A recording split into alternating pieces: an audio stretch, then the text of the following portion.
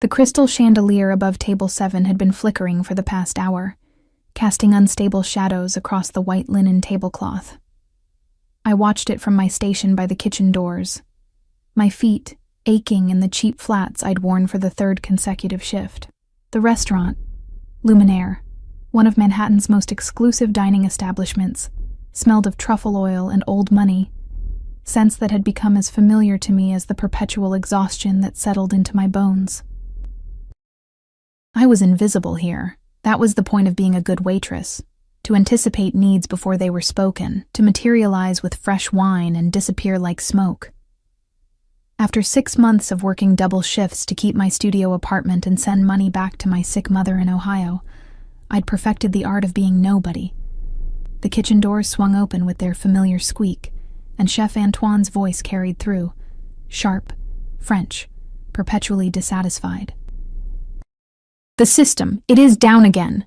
3rd time this month. Corporate, they send their technicians, their specialists, and still nothing works."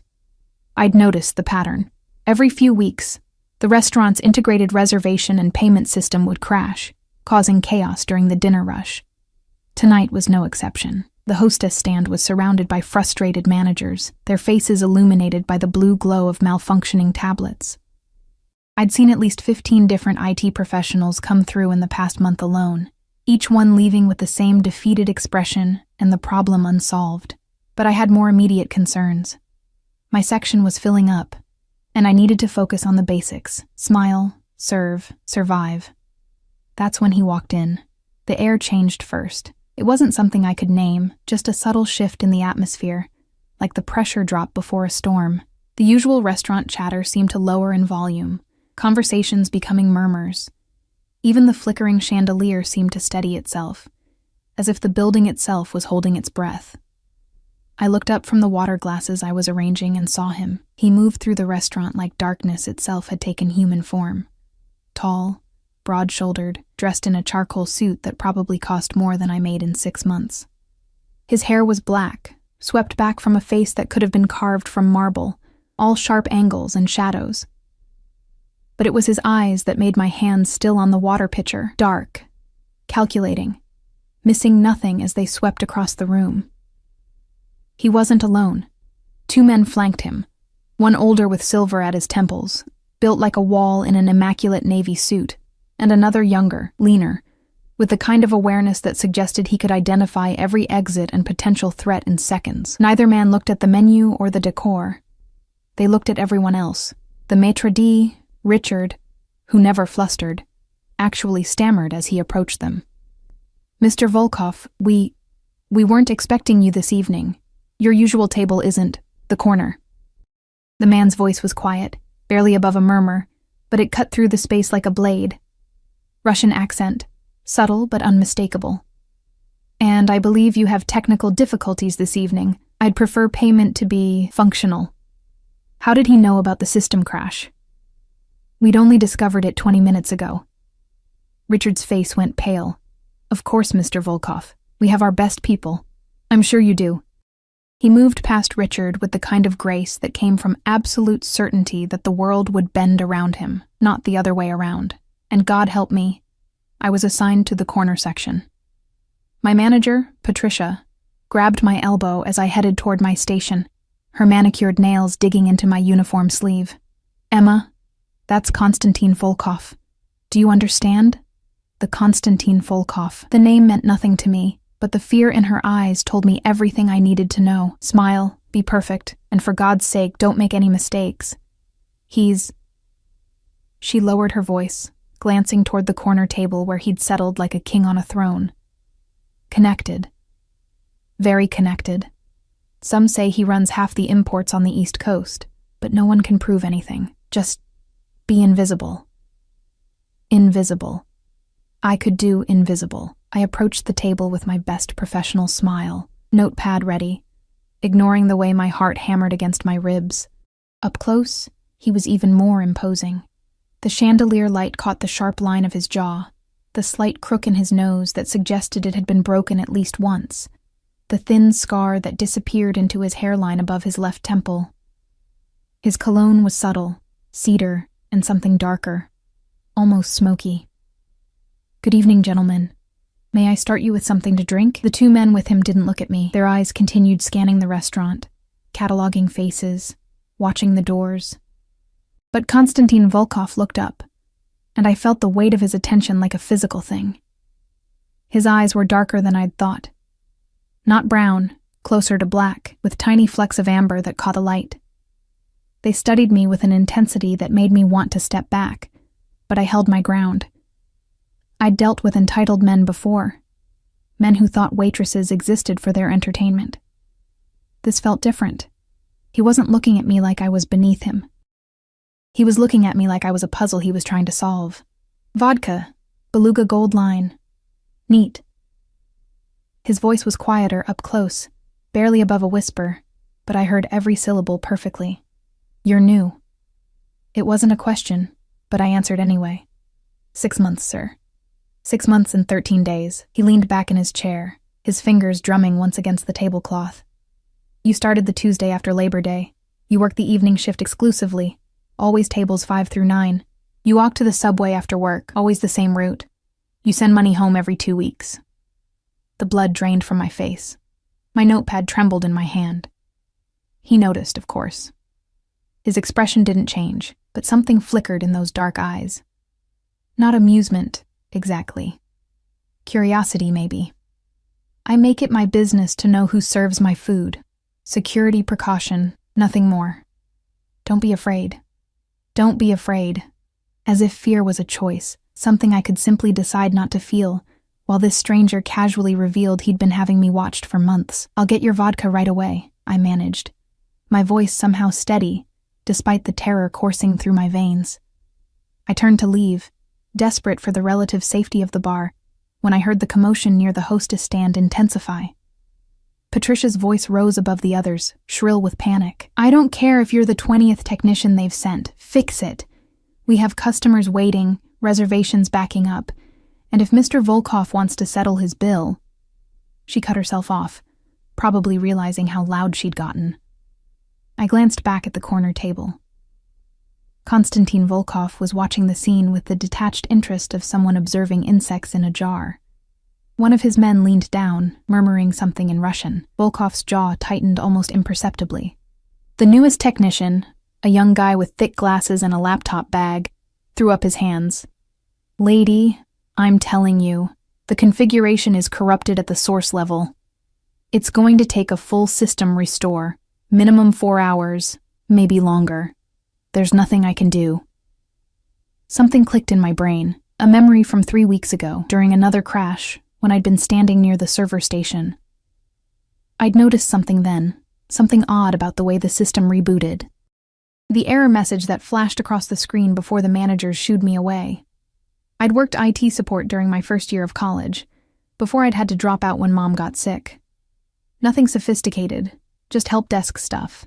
But I'd learned the basics of network troubleshooting. It was a stupid idea, a terrible idea, but my feet were already moving toward the hostess stand. "Excuse me," I heard myself say, my voice small in the chaos. "I think I might know what's wrong." Patricia whirled on me, her face red. "Emma, go back to your tables. This is not your concern. Please." I stepped closer to the main terminal, looking at the error message on the screen. "I used to do IT support, just... let me try something. 1 minute." "Absolutely not. We have professionals, 20 professionals who've all failed." The voice came from behind me, quiet and absolute. Konstantin Volkov had risen from his table and approached with that same predatory grace. He stood close enough that I could feel the heat radiating from him, smell that cedar and smoke cologne. Let the girl try. It wasn't a suggestion. Patricia's mouth opened and closed like a fish. Then she stepped aside. My hands were shaking as I leaned over the keyboard. Every eye in the vicinity was on me now. The technician, the managers, the hostess, and most terrifyingly, the man standing just behind my right shoulder. I could feel him there, a dark presence that made the hair on the back of my neck stand up. "Focus, Emma. Focus." I navigated to the system settings, finding the network configuration panel. There, just like I'd suspected. The DNS server addresses were pointing to an outdated internal IP range. Someone had probably updated the physical server locations during a renovation, but never updated the configuration files. Every time the system tried to authenticate a transaction, it was sending requests to servers that no longer existed. My fingers flew across the keyboard. Change the primary DNS. Update the secondary. Clear the cache. Restart the service. The screen went black. For 3 heartbeats, nothing happened. I'd broken it. I'd made it worse. I was going to be fired, and worse, I'd embarrassed myself in front of... The system chimed. The screen blazed to life, displaying the normal welcome interface. Patricia gasped. The technician's mouth fell open. The hostess started crying with relief, and behind me, Konstantin Volkov laughed, a low, dark sound that seemed to resonate in my chest. "Remarkable," he murmured, so close his breath stirred my hair. "What's your name?" "Emma." I turned to face him, having to tilt my head back to meet his eyes. "Emma Price." He studied me for a long moment, and I had the unsettling feeling he was memorizing every detail of my face. Emma Price. The poor waitress who succeeded where 20 professionals failed. His hand reached up, and I froze as his fingers caught a strand of my hair that had escaped from my ponytail. He rubbed it between his thumb and forefinger, a gesture so intimate and proprietary that my breath caught. "Tell me, Emma Price, do you believe in fate?" I don't know, sir. Konstantin." He released my hair, but didn't step back. "You've earned the right to my name, and I believe we've just witnessed fate making herself known." Before I could process what that meant, Patricia recovered enough to interject. "Mr. Volkov, your table. Emma will get you that vodka right away, won't you, Emma?" "Actually," Konstantin said, still looking at me with those dark, consuming eyes, "I find I've lost my appetite for vodka, but I would very much like to know more about the woman who just saved your evening." He reached into his jacket, and every security instinct I had screamed at me to run, but he only pulled out a business card, matte black with silver lettering. He pressed it into my palm, his fingers curling around mine for just a moment. His skin was warm, calloused in unexpected places. "Call this number tomorrow at noon. I have a proposition for you." "I work tomorrow," I said stupidly. "Not anymore, you don't." He turned to Patricia. "This one no longer works here. Consider this your notice." He pulled out a money clip, gold, because of course it was, and peeled off what looked like several $100 bills, placing them on the hostess stand for any inconvenience. "Wait.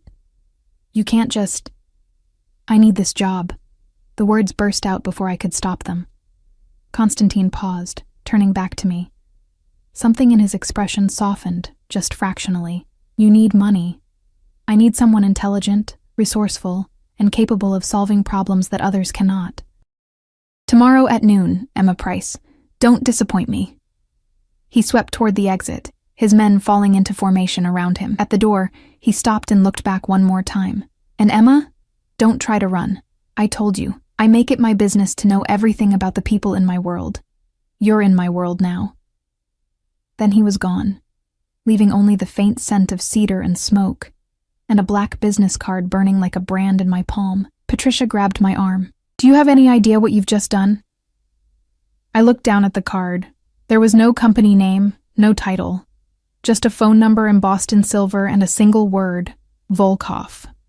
"No," I thought, my heart hammering so hard I thought it might break free from my chest. "No, I have absolutely no idea what I've just done." But I knew, with a certainty that terrified me, that my life had just changed forever. The restaurant erupted back into activity around me, reservations being processed, orders being placed, the normal rhythm of service resuming. But I stood frozen at the hostess stand, the business card in my hand, watching the doors through which Konstantin Volkov had disappeared. Outside, through the restaurant's tall windows, I could see a black Mercedes with tinted windows pulling away from the curb. No license plate visible. 2 identical black SUVs bracketed it. Security, undoubtedly. "Emma," Patricia's voice snapped me back to reality. "You need to finish your shift. We'll discuss this Later, but how could I finish my shift? How could I pour wine and deliver entrees and smile at customers when everything had just shifted beneath my feet? When a man who apparently had me followed for months had just fired me from my job, my only source of income, and commanded me to call him like he had every right to direct my life. I should have been angry. I was angry.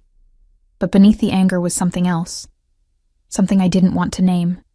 A dark curiosity. A pull I couldn't explain. I looked down at the card again, running my thumb over the raised silver lettering. "Tomorrow at noon," he'd said. I had 18 hours to decide if I was brave enough or foolish enough to call. I didn't sleep that night. My studio apartment, a fifth-floor walk-up in Queens with walls so thin I could hear Mrs. Chen's television through the plaster, felt smaller than usual, suffocating. I sat on my second-hand futon, still in my uniform, the black business card on the coffee table in front of me like a live grenade. 3:47 a.m. The red numbers on my alarm clock mocked me.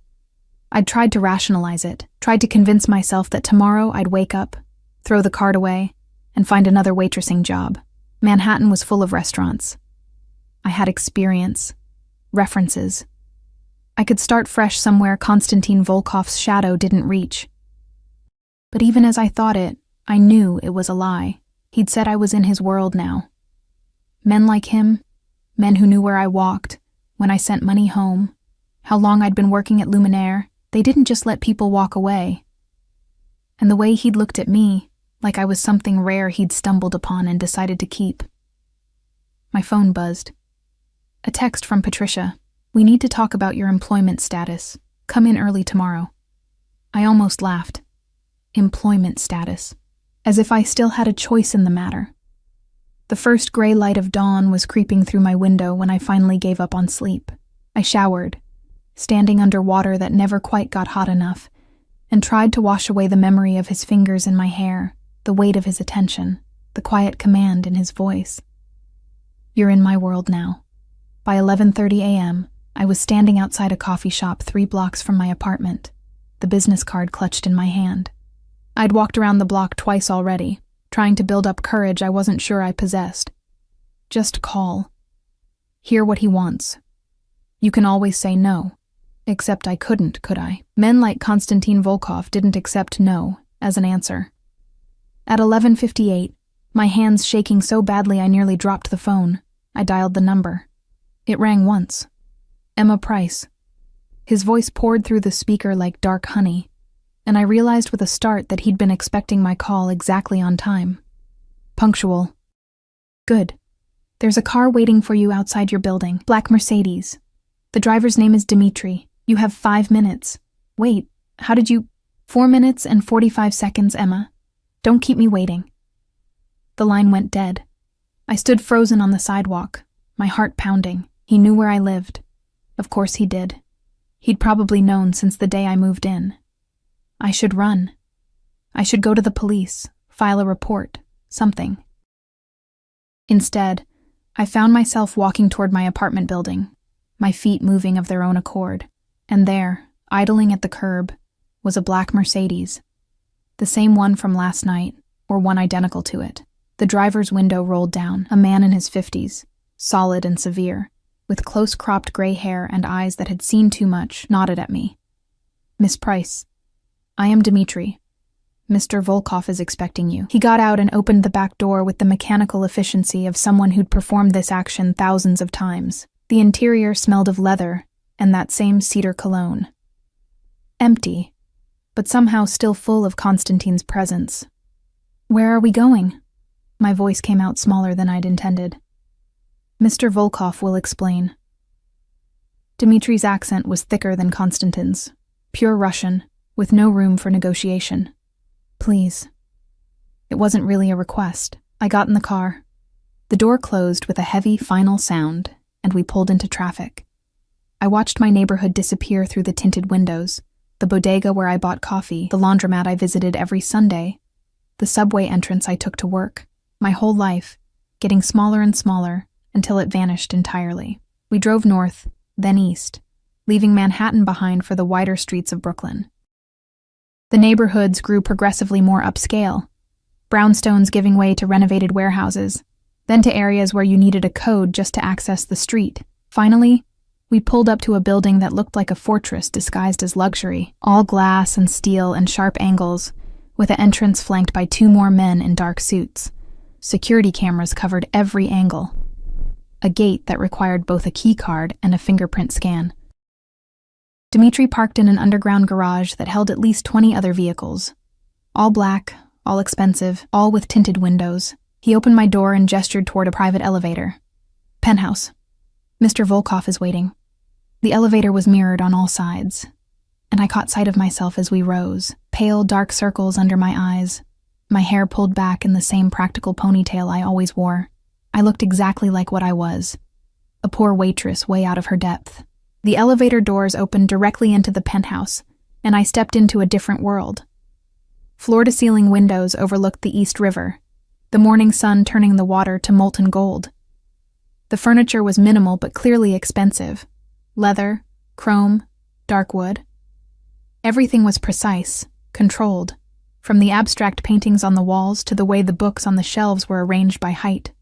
But it was the silence that struck me most. Not peaceful silence, the silence of a place where sound was swallowed, where secrets were kept.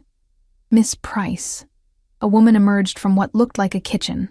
Tall, blonde, beautiful in that severe, untouchable way. Her accent was Russian, her suit impeccable. "I am Katya, Mr. Volkov's assistant. He will be with you shortly. Please, sit." She gestured to a leather sofa that probably cost more than my yearly rent. I perched on the edge of it, afraid to actually settle in, my hands clasped tight in my lap. Katya brought me water in a crystal glass, then disappeared through a doorway. I heard low voices speaking Russian, hers and a deeper one that made my pulse spike. Then he was there. Konstantin entered the room like he owned not just the space, but the air itself. He'd shed the suit jacket from last night, rolled his shirt sleeves to his elbows, revealing forearms corded with muscle and marked with scars. His hair was slightly disheveled, as if he'd been running his hands through it. It made him look younger, more human, but his eyes were the same, dark, assessing, missing nothing. "Emma." He didn't smile, but something in his expression softened when he said my name. "You came. You didn't leave me much choice." That earned me a ghost of a smile. "There is always a choice. You could have run, called the police, disappeared. But you're here." He moved to a bar cart, poured himself 2 fingers of amber liquid from a crystal decanter. "Do you know why?" "You're going to tell me." He turned, leaning against the window with the river behind him, backlit like some dark angel. "Because you're curious. Because you're intelligent enough to realize that running from me would be futile and pointless. And because, despite your fear, you're intrigued." He wasn't wrong, and I hated that he could read me so easily. "You said you had a proposition." I forced my voice to stay steady. "I'm here. What do you want?" Konstantin took a slow sip of his drink, studying me over the rim of the glass. "Tell me about your mother." The sudden shift threw me. "What?" "Your mother. Linda Price, 53 years old, stage 4 pancreatic cancer, currently in hospice care in Cleveland. You send her $2,000 every 2 weeks, which is approximately 70% of your income." His voice remained neutral, clinical, but there was something underneath it. "The doctors have given her 6 months, maybe less." Tears burned behind my eyes, but I refused to let them fall. "How dare you?" "I dare because I need you to understand something." He set down his glass and crossed to where I sat, lowering himself onto the coffee table directly in front of me, close, too close, his knees almost touching mine. "I know everything about you, Emma Price. Your mother's illness, your father who died when you were 12, the full scholarship to NYU you had to abandon after 1 year, the 3 jobs you've worked simultaneously to keep your head above water, the fact that you haven't bought yourself new clothes in 8 months, because every spare dollar goes to your mother's care." My breath hitched. It was too much, this stranger holding all my pain, all my secrets, examining them like artifacts. "I know you're drowning," he continued, his voice dropping lower, intimate, "and I'm offering you a lifeline." "What kind of lifeline?" I managed to whisper. "Work for me. Not as a waitress. as my... He paused, seeming to choose his words carefully. Problem solver. Last night, you fixed in 1 minute what 20 professionals couldn't resolve. That kind of mind is valuable. I need someone who can think differently, see solutions others miss. I fixed a computer error. That doesn't make me qualified to work for a... I stopped myself, but not soon enough. For a what, Emma? A criminal? His lips curved into something that wasn't quite a smile. You can say it. I won't be offended by the truth. I don't know what you are, I said, meeting his eyes despite the fear coursing through me. But I know enough to be scared. Good. Fear is intelligent. Fear keeps you alive. He reached out slowly, giving me time to pull away, and tucked a strand of hair behind my ear. The gesture was gentle, almost tender, completely at odds with the danger radiating from him. But you should also know that I protect what's mine. Work for me. And you'll have protection, resources, money. Enough money to give your mother the care she deserves. Experimental treatments, private nurses, the best doctors in the country. My heart clenched. Why? Why would you do that for a stranger? Because you're not a stranger anymore. His fingers lingered near my face, not quite touching, but close enough that I could feel the heat of his skin. From the moment you stepped into my line of sight, you became something else. Something I want. The admission hung in the air between us, heavy with implication. I won't. I stumbled over the words, my face flushing. Relax, Emma. He withdrew his hand, but his eyes remained locked on mine. I'm not asking you to warm my bed. I'm asking you to work for me. What happens beyond that? His gaze dropped briefly to my lips, then back up. We'll let fate decide. I should have said no. Every rational part of my brain screamed at me to refuse, to walk out, to run as far and as fast as I could. But I thought of my mother, hooked up to machines, wasting away in a hospice bed because I couldn't afford the treatments that might save her.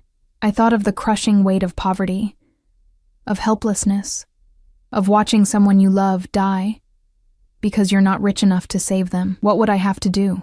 The words came out before I could stop them. Constantine's expression shifted, something dark and satisfied flickering across his features. Various tasks. Problem-solving, as I said, some technical, some logistical. I have many business interests, Emma. Some legitimate, some... He shrugged. Less so. You would help me manage complications, find solutions, fix what's broken. And if I refuse, then you go back to your life, your apartment, your waitressing job, assuming you can find one after word spreads that you've caught my attention. Your mother continues to decline, and I... He stood, moving back to the window. I find someone else, someone less interesting, less intelligent, less perfect for what I need. It wasn't a threat, exactly. Just a statement of facts. But the implication was clear. How much?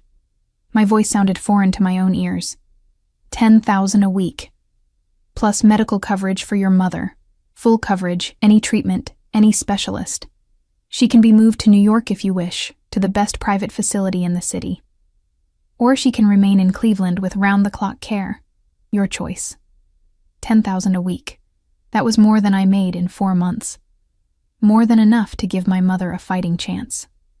There's always a catch, I said. What's the catch? Constantine turned back to face me, and in the morning light, with the river behind him, he looked like something out of a dark fairy tale, beautiful and terrible and absolutely uncompromising. The catch is that you belong to me now. Not in the way you're thinking, he added quickly, reading the panic on my face. You work for me. You're under my protection. That means you don't take other jobs. You don't speak to police.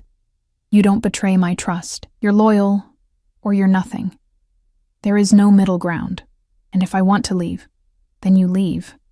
His expression hardened, but you don't take my secrets with you. And your mother loses her medical coverage. I'm not a man who tolerates betrayal, Emma. Ask anyone who's tried. The unspoken threat hung between us like smoke. I looked down at my hands, calloused from work, nails bitten short, a small burn scar on my left thumb from a kitchen accident last month. These were the hands of someone who'd never had choices, never had options. Someone who'd spent her whole life treading water, barely keeping her head above the surface. Constantine was offering me a rope. It didn't matter that the rope was made of thorns and wrapped around the wrist of a devil. "I need to think about it," I said finally. "No." His response was immediate, absolute. "You decide now. Here. This is the only time I make this offer." "That's not fair." "Fair?" He laughed, but there was no humor in it. "Life isn't fair, Emma. Cancer isn't fair. Poverty isn't fair. I'm offering you a way out, a way to save the person you love most in this world. Don't insult me by pretending you need more time to decide." He was right. God help me. He was right. I thought of my mother, of her smile that was all pain now, of the way she'd stopped talking about the future because we both knew she didn't have one. I thought of the weight of hospital bills, of worthless insurance, of watching her fade a little more each day. "Okay." The word slipped out, quiet but irrevocable. "Okay, I'll do it." Constantine's entire demeanor shifted. The tension in his shoulders eased. Something that might have been relief flickered across his face, there and gone so fast I almost missed it. "Good." He pulled out his phone, typed something rapidly. "Katya will prepare the contracts. You'll start tomorrow. Dmitri will collect you at 8 a.m. "Contracts?" My voice pitched higher. "What kind of—" "Standard employment agreements, non-disclosure clauses, medical authorizations for your mother's care. Nothing that should concern you unless you plan to betray me." He pocketed his phone and closed the distance between us again. "And Emma? You should know something else." He reached out, his hand cupping my jaw, tilting my face up to meet his eyes. The touch was firm, possessive, and sent an unwelcome shiver down my spine. "I always take care of what's mine. You're mine now. That means no one hurts you, no one threatens you, no one touches you without consequences. Do you understand?" I couldn't speak, couldn't breathe with him this close, his dark eyes boring into mine. "Say you understand," he commanded softly. "I understand," I whispered. "Good girl." He released me, stepping back, and the loss of his warmth was startling. "Dmitri will take you home. Pack what you need. You're moving." "Moving? Where?" "Here. The floor below this one. You'll have your own apartment fully furnished. It's safer, and I prefer to keep valuable assets close." "I'm not an asset." "Yes, you are." His voice cut through my protest like a knife. "The sooner you accept that, the easier this will be. Now go. We'll discuss the details of your first assignment tomorrow." Katya materialized from wherever she'd been waiting, a folder in her hands. "Miss Price, if you'll come with me, we'll handle the paperwork." I stood on shaking legs, following her toward a sleek glass desk in the corner of the room, but I looked back once and found Constantine still watching me, his expression unreadable, a half-empty glass of whiskey in his hand. He raised the glass slightly in my direction. A toast or a warning, I couldn't tell which. As Katya spread papers across the desk, her voice crisp and efficient, explaining terms and conditions, all I could think was that I'd just made a deal with the devil, and the worst part? I wasn't sure I regretted it. The apartment Constantine gave me was a cage made of marble and glass. Beautiful, yes. Spacious, certainly. The kind of place I'd once dreamed about when I was scrubbing toilets and living on ramen. Floor-to-ceiling windows overlooked the city, furniture that looked like it belonged in a magazine, a kitchen with appliances I didn't know how to use. But the security system required a code to exit. The windows didn't open, and I knew, with absolute certainty, that cameras were watching my every move. That first night, I'd stood in the center of the living room, surrounded by luxury I'd never earned, and felt more trapped than I ever had in my cramped studio. But then I'd called my mother. "Emma?" Her voice had been weak, threaded with pain even through the medication. "Baby, it's late there. Are you okay?" "I'm fine, Mom. Better than fine. I have news." I'd forced brightness into my tone, swallowing the fear. "I got a new job, a good one, and they have amazing medical benefits. I'm going to get you the treatment you need. The real treatment. We're going to fight this." The silence on the other end had stretched so long, I thought the connection had dropped. Then, "Emma, honey, we talked about this. The experimental treatments, they're too expensive." "Not anymore. It's all taken care of. I'm sending a care coordinator to see you tomorrow. Her name is Dr. Sarah Chen. She's going to arrange everything, transfer you to a better facility, start the new protocol. All of it." My mother had cried. I'd cried. And when I'd hung up, I'd looked around my gilded cage and thought, worth it. Whatever comes next, this was worth it. That had been 3 weeks ago. Now, I sat in Constantine's penthouse office, a room I'd come to know well, reviewing financial records on a tablet while he conducted business in rapid Russian on his phone. I'd learned to tune out the conversations I wasn't meant to understand, to focus on the tasks he assigned me. And there were many tasks. The first had been simple: analyze shipping manifests and identify discrepancies. I'd found 3 phantom containers that didn't match the bill of lading, saving him from what he'd called an unfortunate misunderstanding with customs. The second had been more complex: debug a secure communication system that kept dropping encrypted messages. Turned out someone had been skimming data packets. Constantine had smiled when I'd shown him the proof, then made a phone call. I didn't ask what happened to the person responsible. I didn't want to know. Each problem I solved, each fire I put out, I told myself I was just doing technical work. Administrative support. Nothing illegal. Nothing that made me complicit in whatever darker business Constantine conducted in the shadows. I was getting very good at lying to myself. "Emma." Constantine's voice pulled me from the spreadsheet I'd been studying. He'd finished his call and was watching me with that intensity that never quite went away. "How is your mother?"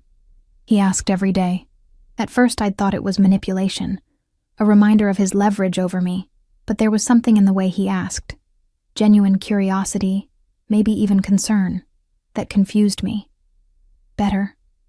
I set down the tablet, meeting his eyes. "The new treatment is working. Her numbers are improving. Dr. Chen says if this continues, she might be able to come to New York next month." Something shifted in his expression. Satisfaction? Yes, but something else too. Something almost soft. "Good. You should have the people you love close. Life is too uncertain to waste time apart." It was the most personal thing he'd said to me since that first day, and I found myself studying him with new curiosity. "You sound like you're speaking from experience." His jaw tightened almost imperceptibly. "I am." He stood, moving to the window. His thinking position, I'd learned. I had a sister once, younger. When the world we lived in fell apart, I was building my empire, focused on survival.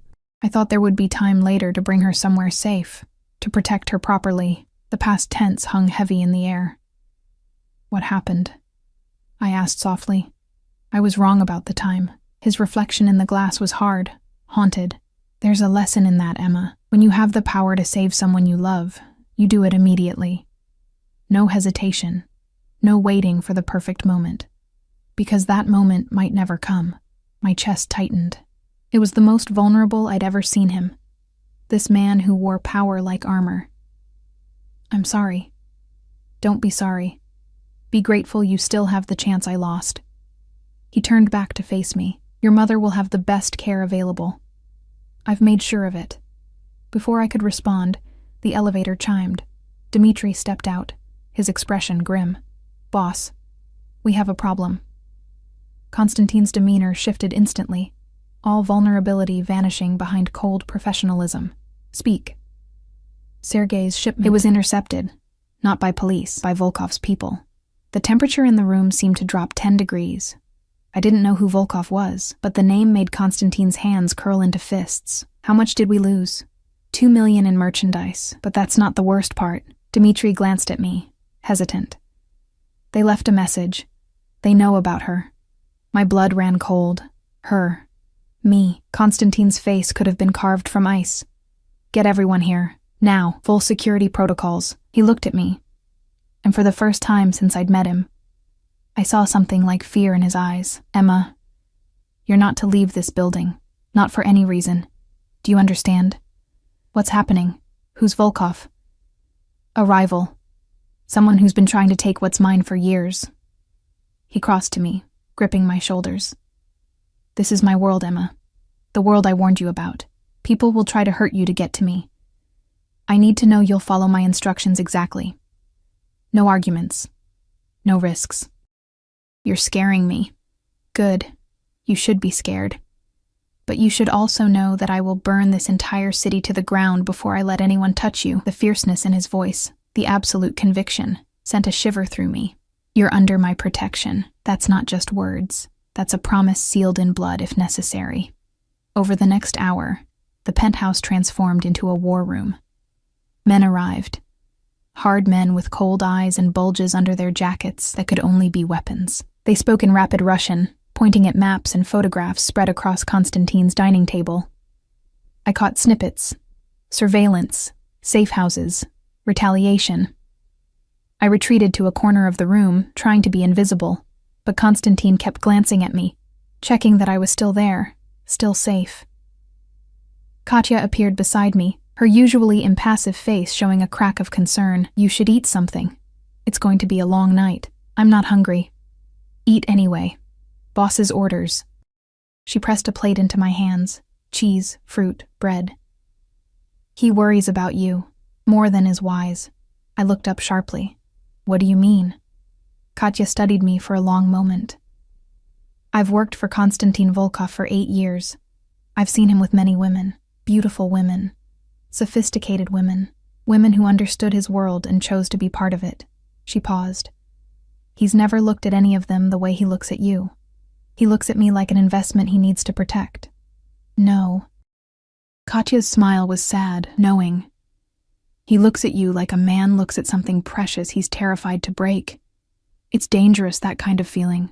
For both of you. Before I could process that, Konstantin's voice cut through the room. Katya, take Emma to the secure floor. Stay with her until I come for her personally. Boss, now. The command in his voice brooked no argument. Katya touched my elbow, guiding me toward a door I'd never noticed before, hidden in the wall paneling, leading to a staircase I didn't know existed. Wait. I pulled away, looking back at Konstantin. He stood at the center of his men, radiating authority and danger. Every inch the crime lord I'd been trying not to think of him as. Be careful. He met my eyes across the room, and something passed between us, electric, intense, undeniable. Always am, Emma. Now go. The secure floor was actually a bunker. No windows, reinforced walls, enough supplies to survive a siege. Katya led me to a bedroom that was comfortable but claustrophobic. All the luxury unable to disguise its true purpose. A panic room. How often does this happen? I asked, sinking onto the bed. Not often. But in this business, you prepare for every possibility. Katya checked her phone, frowning. Try to rest. It could be hours, but rest was impossible. I lay on the bed, staring at the ceiling, listening to the muffled sounds of activity above. I thought about my mother, safe in her new facility, getting treatment that was actually working. I thought about the 3 weeks I'd spent in Konstantin's orbit, solving problems, earning blood money even if I called it something else. I thought about the way he'd looked at me tonight, like I was something worth protecting even at great cost. Around 2 a.m., the door opened. Konstantin stood in the doorway, his shirt untucked, a smear of blood on his collar that I prayed wasn't his. His eyes found me immediately, scanning me head to toe as if checking for damage. Are you hurt?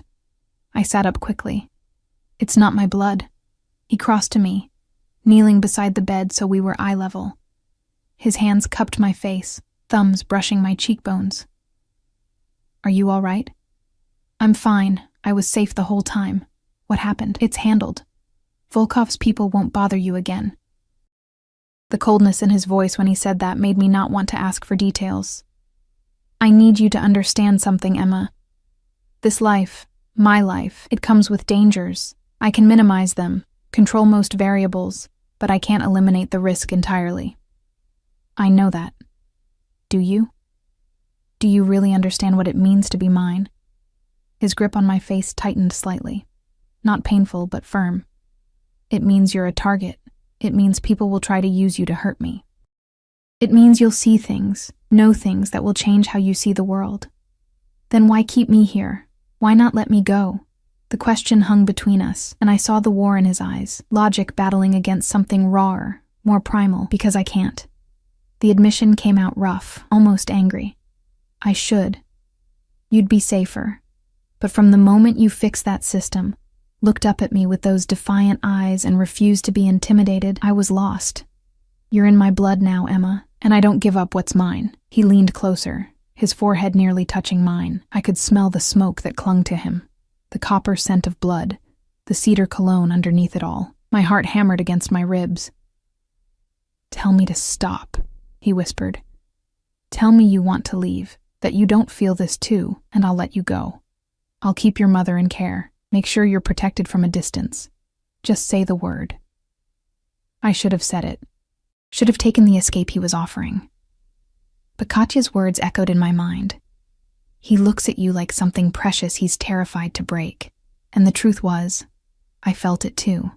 This dark, dangerous pull toward a man who should terrify me. Who did terrify me. But who also looked at me like I mattered, like I was more than just a poor waitress struggling to survive. I don't want to leave, I heard myself say. His eyes darkened, pupils dilating. Emma, I should want to leave. I should be running, but I'm not. I lifted my hand, touching the blood on his collar. What does that make me? Mine. He caught my hand, pressing it against his chest where I could feel his heart racing. It makes you mine, Emma, completely. When he kissed me, it wasn't gentle. It was possession and promise, and a claim he'd been holding back since the moment we met. His hands tangled in my hair, tilting my head back. And I let him, surrendering to the dark gravity of this man who'd crashed into my life and changed everything. When we finally broke apart, both breathing hard, he rested his forehead against mine again. No going back now, he murmured. I know. You're truly mine. Body, mind, soul. I'll protect you with my life, give you anything you want. But in return, you belong to me. Only me. Say it. I belong to you. The words should have felt like chains. Instead, they felt like relief. Like finally admitting a truth I'd been fighting. Good girl. He stood, pulling me up with him. Come. You're sleeping in my room tonight. I'm not letting you out of my sight. He led me upstairs to his penthouse, to a bedroom I'd never seen. All dark colors and masculine lines, dominated by a massive bed. He stripped off his bloodied shirt, revealing a tapestry of scars across his chest and abdomen. Stories written in violence across his skin. I reached out tentatively, tracing a particularly nasty one near his ribs. Does it hurt? Not anymore. He caught my hand, kissing my palm. Get some rest, Emma. Tomorrow things change. Change how? Tomorrow everyone knows you're not just my employee. You're under my personal protection. That comes with certain expectations, certain appearances we'll need to maintain. His thumb traced my lower lip.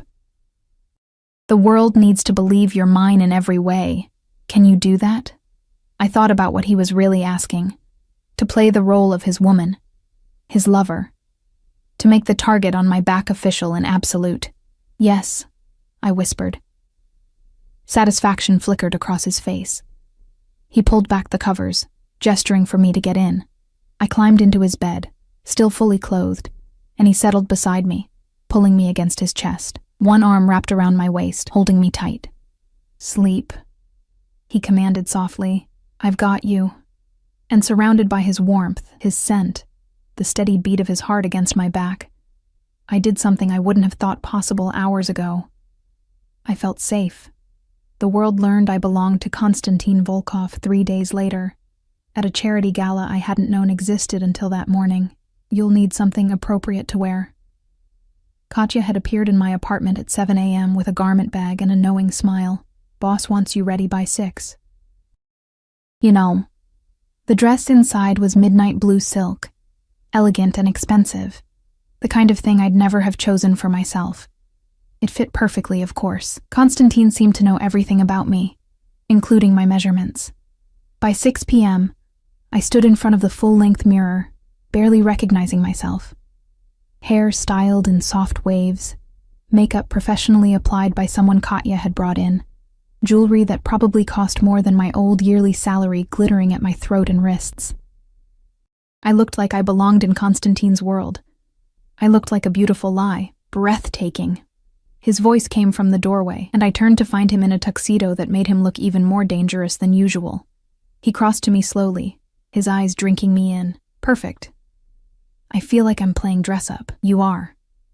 He fastened a bracelet around my wrist, diamonds and sapphires that caught the light. But by the end of tonight, the role becomes reality. Everyone will know you're mine. There will be no going back, Emma. Last chance to change your mind. I thought about the past 3 days, about Constantine pulling me into his office between meetings to steal kisses that left me breathless, about falling asleep in his arms every night, his body wrapped protectively around mine even though we hadn't crossed that final line yet, about the way he touched me like I was made of glass and fire simultaneously, precious and dangerous. I'm not changing my mind. Something fierce and possessive flared in his eyes. He pulled a small box from his pocket, opening it to reveal a ring, a single large sapphire surrounded by diamonds, set in platinum. Then wear this. Right hand, so people know what it means. What does it mean? I asked as he slid it onto my finger. That you're under my protection, that you're claimed, that anyone who touches you answers to me. He lifted my hand to his lips, kissing the ring. It also means you'll be watched tonight.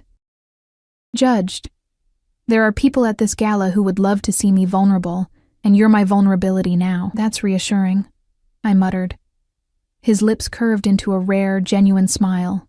You'll be fine. You're stronger than you think, Emma Price. That's why I chose you.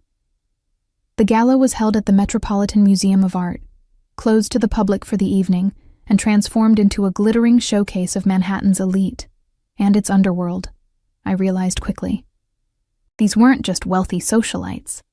They were power players, criminals in expensive suits, the people who ran the city from the shadows. And they all seemed to know Constantine.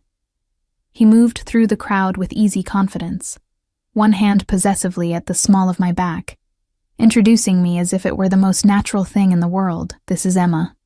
She's with me. Those 3 words, she's with me, carried weight I was only beginning to understand. People looked at me differently after he said them, calculating, reassessing, some with barely concealed envy, others with pity. Volkov. A man approached us, silver-haired, distinguished, with eyes like chips of ice. I heard rumors, but I didn't believe them. You settling down? I don't settle, Antonov. I acquire. Constantine's arm tightened around my waist. Emma, this is Viktor Antonov. We have overlapping business interests. The way he said overlapping suggested those interests involved violence. Antonov's gaze raked over me, and I felt Constantine tense beside me. Quite a departure from your usual type. A civilian? She's mine. That's all that matters. The warning in Constantine's voice was clear. Of course. Antonov smiled, but it didn't reach his eyes. Just be careful, my friend. Civilians break so easily in our world. After he walked away, I leaned closer to Constantine. Was that a threat? An observation. Ignore him. But his hand remained tense against my back, and I noticed Dmitri positioning himself closer to us, along with 3 other men I recognized from the security detail. The evening continued in a surreal blur. Champagne I was too nervous to drink. Conversations loaded with double meanings I only half understood. And always, Constantine's presence beside me. Protective, possessive, a dark star around which everyone else orbited. We were examining a Renaissance painting when I felt it, the prickle of hostile attention. I turned slightly and caught sight of a woman watching us from across the gallery. Beautiful in a sharp, predatory way, wearing red like a warning. Her eyes were fixed on Constantine with an intensity that made my stomach clench. Who's that? I whispered. Constantine followed my gaze and his expression hardened. Irina Volkov. She's the rival you mentioned. I remembered the name, the night of the attack. She's the one who knows about me. Yes. He turned me to face him, blocking my view of her. Stay close to me. Don't engage with her if she approaches. Don't accept anything she offers, even if it seems harmless. You're scaring me again. I'm keeping you alive. He cupped my face, forcing me to meet his eyes. Irina is dangerous, Emma. More dangerous than most of the men in this room. She'll smile and seem charming, but she's a viper. And right now, she's looking for weaknesses in my armor. And I'm your weakness. Yes. No hesitation. No attempt to soften it. You are. Which is why you don't leave my sight tonight. But fate, it seemed, had other plans. An hour later, Constantine was pulled into a private conversation with 3 men in a side gallery. Business that couldn't wait, apparently. He'd been reluctant to leave me, posting Dmitri at my elbow with clear instructions not to let me out of his sight. I'd been examining a sculpture, trying to appear comfortable and sophisticated, when a waiter offered me champagne. I took it absently, grateful for something to do with my hands. The first sip tasted slightly off, but I attributed it to expensive taste I wasn't accustomed to. The second sip made my head swim. By the third, I realized something was very wrong. The room tilted. Sounds became muffled. My legs felt like they were made of water.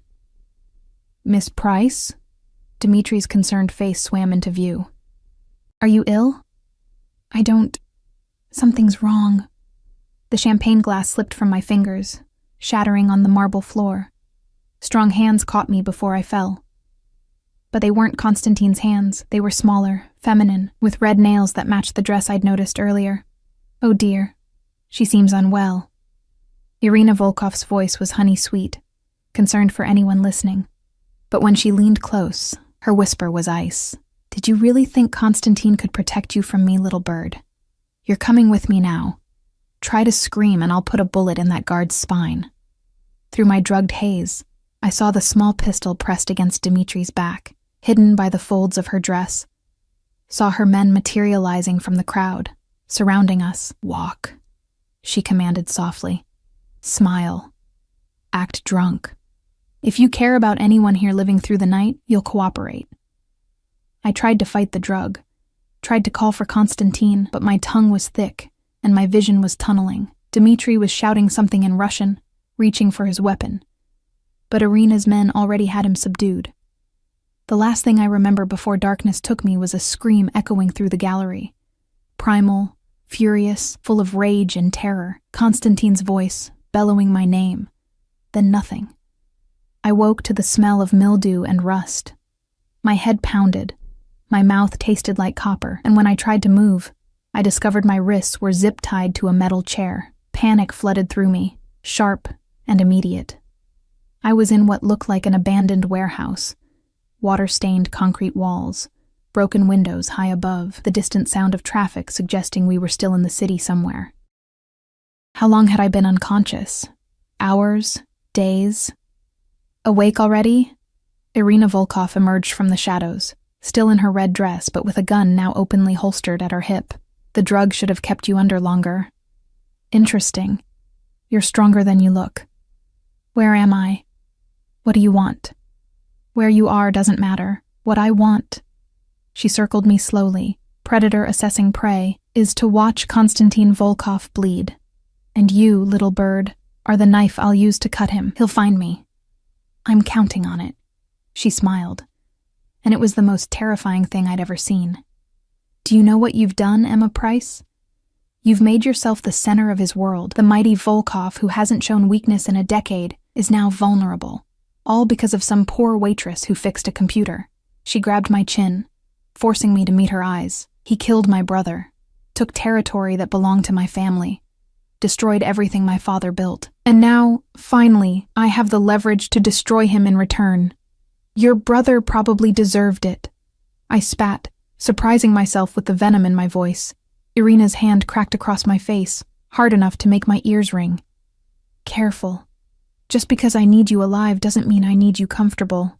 She pulled out her phone, typing something quickly. Let's let him know where to find you. See how many men he's willing to lose trying to save you. He won't fall for it. He's too smart. He's in love with you, you stupid girl. Love makes smart men do idiotic things. That's the lesson my brother learned too late. She showed me the phone screen, a photo of me, bound and bleeding from a split lip. This is already sent, along with an address. He'll come. The only question is how many pieces I'll need to return you in. The next 3 hours were the longest of my life. Irina's men came and went, setting up positions, checking weapons, speaking in low Russian about fields of fire and kill zones. They were preparing for war, with me as the bait. And Konstantin would come. I knew he would. Irina was right about that.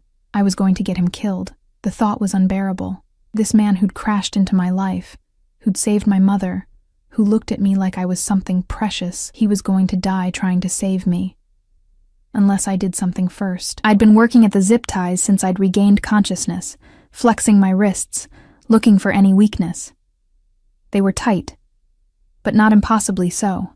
And I'd noticed something. The chair I was bound to was old, the metal joints rusted and weak. If I could break the chair, I could get my hands free. If I could get my hands free, I could run, hide, maybe disrupt their ambush plans enough to give Konstantin a fighting chance. It was a terrible plan, but it was the only plan I had. I waited until Irina stepped away to coordinate with her men, until the warehouse was full of activity and distraction. Then I began to rock the chair, small movements at first, testing the joints. The metal groaned softly. One of the back legs was loose. I could feel it. Harder now. Rocking with purpose, despite the pain in my wrists. The leg gave way with a sharp crack that sounded like a gunshot in my ears. The chair collapsed, sending me sprawling onto the concrete. My shoulders screamed in protest, but my hands were free, still zip-tied together, but free from the chair. Shouts in Russian, footsteps running toward me. I scrambled to my feet, looking for an exit, any exit. There, a doorway leading deeper into the warehouse. I ran. Bullets pinged off the concrete beside me. Someone was shooting, but not to kill. Irina needed me alive, I remembered. It was the only advantage I had. I crashed through the doorway into a maze of old offices and storage rooms. Behind me, I heard Irina screaming orders, men fanning out to search. I kept moving, my zip-tied hands making it hard to balance, my head still fuzzy from the drug. I found a small room full of broken equipment and squeezed myself behind a rusted filing cabinet, trying to control my breathing, trying to think. That's when I heard it. The unmistakable sound of breaking glass, of doors being breached. Then gunfire. Real gunfire. Not warning shots. Konstantin had arrived. The next few minutes were chaos. Gunshots echoed through the warehouse like thunder. Voices shouting in Russian and English. The sound of bodies hitting the floor.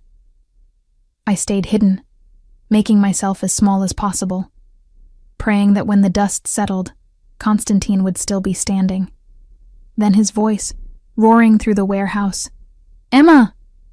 "Here," I called back, crawling out from behind the cabinet. "I'm here." Footsteps pounding toward me.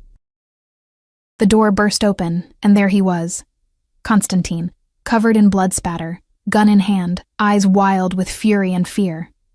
When he saw me, something in his expression cracked. "Emma!"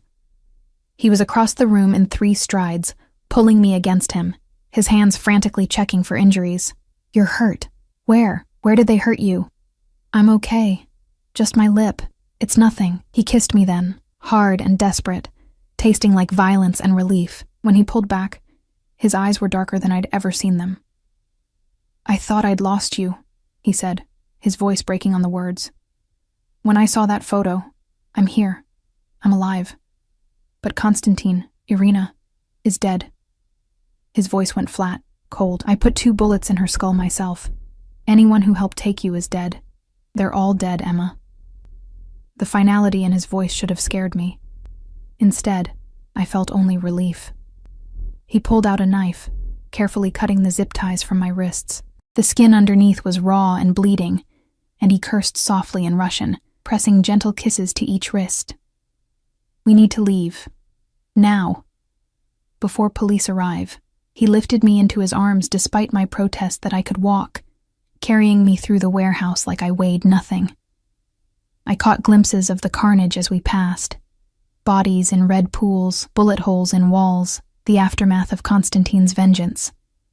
Dmitri was there, alive but injured, being helped by other men. He nodded at me as we passed, relief clear on his face. Outside, dawn was breaking over the city. Black vehicles waited, Engines running. Constantine placed me in the back of one, sliding in beside me, keeping me pressed against his chest as Dmitri drove us away from the warehouse, from the bodies, from the violence. "You ran," Constantine said after several minutes of silence. "You broke free and ran. Why?" "Because I knew you'd come, and I knew she'd set up an ambush. I couldn't just sit there and let you walk into it." His arms tightened around me. "You could have been killed. So could you." That's what terrified me. I looked up at him, seeing him clearly for the first time. This man who'd just murdered his way through a warehouse to save me. I was more afraid of losing you than dying myself. What does that say about me? That you're mine? He kissed my forehead, my temple, my cheek, completely, irrevocably mine. And I'm never letting you out of my sight again. The aftermath of that night changed everything. Constantine didn't just tighten security. He rebuilt my entire world around the singular principle of keeping me safe. The apartment became a fortress. Dmitri and 2 other guards accompanied me everywhere, and Constantine himself rarely left my side, conducting business from his penthouse office while I worked at the desk he'd installed across from his. But it wasn't fear that kept us bound together. It was something deeper, more fundamental, something that had crystallized in that warehouse when we'd both realized how close we'd come to losing each other. 2 weeks after the kidnapping, I stood in Constantine's bathroom at 3 a.m., staring at my reflection. The split lip had healed, leaving no scar. The bruises on my wrists had faded to yellow-green shadows. Physically, I was fine. Emotionally, I was unraveling. I'd killed someone's daughter that night. Not directly. Constantine had pulled the trigger, but I was the reason. Irina Volkov was dead because she'd tried to use me as a weapon. How many others had died? How much blood was on my hands by association? Emma. Constantine's voice was rough with sleep as he appeared in the doorway, concern etched across his features. Another nightmare? I nodded, unable to speak around the lump in my throat. He crossed to me, pulling me against his chest, one hand stroking my hair. "Talk to me." I can't stop thinking about it, about her, about all of them. The words came out broken. "I know she was going to kill me. I know you had no choice. But Constantine, I'm not like you. I'm not built for this world, this violence. I know." His voice was infinitely gentle. "You think I don't see it? The way you flinch when my men talk about business? The way you close your eyes when you think I'm not looking, trying to forget what you've seen? Then why keep me here? Why not let me go? Find someone who can handle, because I love you." The words stopped my breath. He'd never said them before, never put a name to the obsessive possession that had defined us from the beginning. "I love you, Emma. Not despite your softness, but because of it. You're the only good thing in my life, the only pure thing I've ever touched. And yes, that makes everything harder. But I can't let you go any more than I can stop breathing." I pulled back to look at him, seeing the naked vulnerability in his eyes. "You love me. Desperately. Completely. In ways that probably aren't healthy." His laugh was self-deprecating. "I spent 10 years building an empire, convincing myself power and control were enough. Then you walked into my restaurant and fixed a problem in 60 seconds, and I realized I'd been living in darkness without knowing what light looked like." Tears spilled down my cheeks. "I love you too. God help me, I do, even though I shouldn't, even though this is all kinds of wrong." He kissed me then, deep and claiming, tasting like toothpaste and forever. When we broke apart, both breathing hard, his forehead rested against mine. "Marry me." I froze. "What?" "Marry me, Emma. Make this official. Let me give you my name, my protection, everything I have." His hands cupped my face, thumbs wiping away my tears. "I know it's fast. I know this world terrifies you, but I also know I've never wanted anything more than I want you. Forever." "Constantine?" My heart was racing, torn between terror and something that felt dangerously close to joy. "I'm still the same poor waitress. I don't know how to be the wife of someone like you. You don't need to know. You just need to be you, brilliant, stubborn, brave enough to run into danger to save me. That's all I want, Emma. Just you." I thought about my mother, who'd called yesterday with the news that her latest scans showed the tumor shrinking. about the life Constantine had given me. Not just money and safety, but purpose. Someone who looked at me like I mattered, like I was essential to his existence. I thought about the warehouse, about the moment I'd heard his voice, and known with absolute certainty that I'd rather die than live in a world without him. Yes. The word came out as a whisper, then stronger. Yes, I'll marry you. The smile that broke across his face was transformative, pure joy, unguarded and real. He lifted me off my feet, spinning me around the bathroom while I laughed and cried simultaneously. "You're mine now," he said when he finally set me down. Officially, completely mine, no taking it back. I wouldn't want to. He kissed me again, slower this time, full of promise. Then he led me back to bed, holding me until dawn painted the sky gold, and I finally fell into dreamless sleep. The wedding took place 6 weeks later in a private ceremony that was equal parts beautiful and terrifying. My mother was there, stronger now, her hair growing back, tears streaming down her face as I walked down the aisle. Constantine had arranged for her to be flown in on a private jet, with a full medical team standing by. She'd whispered to me before the ceremony, "He loves you so much, baby. I can see it in his eyes, and you love him too." "I do, Mom. I really do." "Then that's all that matters. Life's too short to waste time on anything less than extraordinary love." The ceremony itself was held in Constantine's penthouse, transformed into a winter wonderland with thousands of white flowers and candles. 50 people attended, his most trusted men, Katya looking misty-eyed and elegant. A few business associates whose presence was more political necessity than pleasure, and Dmitri, who'd become something like a friend, standing as Constantine's best man with his arm still in a sling from the warehouse battle. I wore a dress Constantine had commissioned, ivory silk that made me feel like something out of a fairy tale. Not the princess, exactly. Maybe the girl who'd stumbled into the dark forest and decided to stay. When the officiant asked if I took Konstantin Volkov to be my husband, I looked into those dark eyes that had haunted me from the first moment and said, "I do." And when Constantine slid the ring onto my finger, platinum and diamonds, a mate to the sapphire he'd given me months ago, his voice was rough with emotion. "You're mine now, Mrs. Volkov, for the rest of our lives. And you're mine," I whispered back. "Don't forget that part." His smile was the most genuine thing I'd ever seen. Never. The reception was elegant and controlled, like everything in Constantine's world, but when he pulled me onto the dance floor for our first dance, with old-world music playing and candlelight catching the diamonds at my throat, it felt real. More real than anything else in my life had ever been. "Happy?" he murmured against my ear as we swayed together. Terrified. Happy. Confused about how I ended up here. I leaned back to look at him, but yes, happy. Good. Because I plan to spend the rest of my life making sure you stay that way. His hand splayed possessively across my lower back. "You gave me something I didn't know I needed, Emma. Hope. Light. A reason to be more than just the monster everyone believes I am. You're not a monster. I am. But with you, I remember I'm also a man. And that man loves you more than power, more than control, more than everything he built." He kissed me softly, right there in front of everyone. "You're my redemption, Emma Volkov. Don't ever forget that." 3 months into our marriage, I finally understood what it meant to be Konstantin Volkov's wife. It meant waking up to his arms around me every morning, his body warm and solid against mine. It meant working beside him during the day, solving the legitimate business problems while carefully not asking about the illegitimate ones. It meant learning to accept the security, the watchful eyes, the way he tracked my location constantly through the phone he'd given me. It meant being loved with an intensity that was sometimes overwhelming, often possessive, but always genuine. And it meant I discovered one morning while standing in my bathroom with a positive pregnancy test in my shaking hands, preparing to bring a child into this complicated, dangerous, beautiful world we'd built.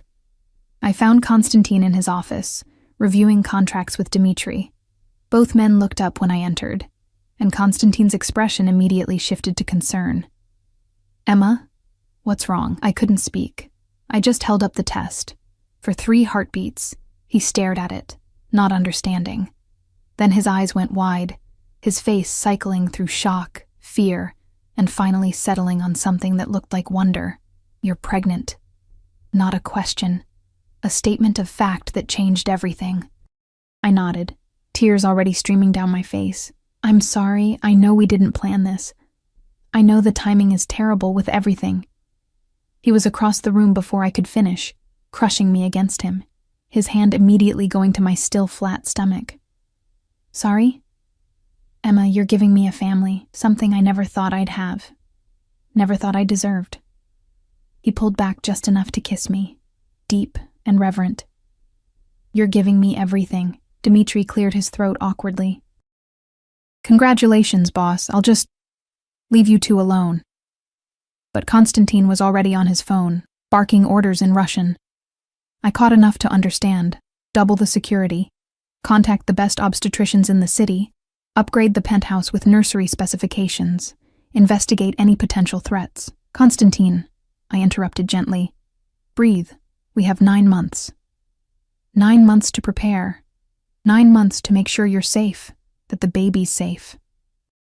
His hand remained on my stomach, protective and possessive. "Emma, I need you to understand.